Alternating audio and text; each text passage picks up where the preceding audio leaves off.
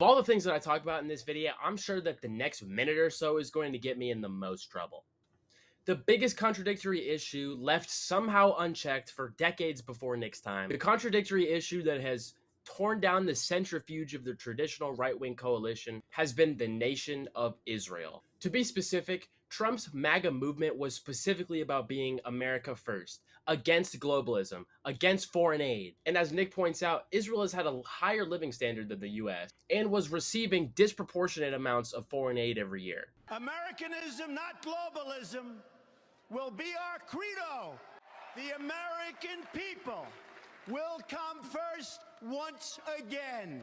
Not even just the foreign aid. Recently, they're dragging us into a war with the Middle East, where the media had talked shit on Iran for multiple weeks before Trump's bombing, leading people to believe it was justified for Trump to bomb Iran because if Iran had got a nuclear bomb, guess where it was going? And really, that's not even to talk about Jewish communities have been pushing the exact kind of hatred against whites that they claim to want people to stop using against them. Now, I don't like generalizations. Not every Jewish person believes that.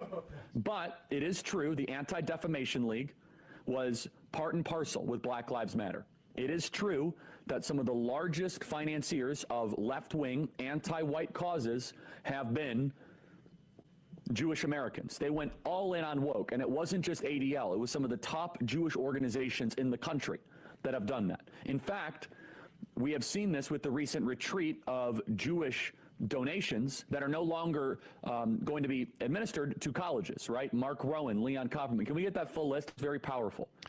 The part of the, so that's totally true. And by the way, Tucker Carlson reinforces this. Tucker Carlson mentions that Jewish Americans have primarily been financing cultural Marxist ideas. We said this, by the way, last week, and people came after us. We were on top of it. We actually said it in a different way. We said, I'm glad that Jewish Americans are reconsidering their financing of cultural Marxism.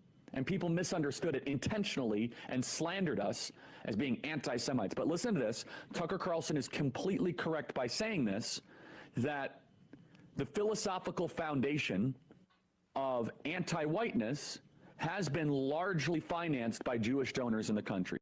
And Nick, even back in 2016, I'd asked these hard-hitting questions about Israel in good faith, asking, is there something we're missing here? Is Israel our closest ally?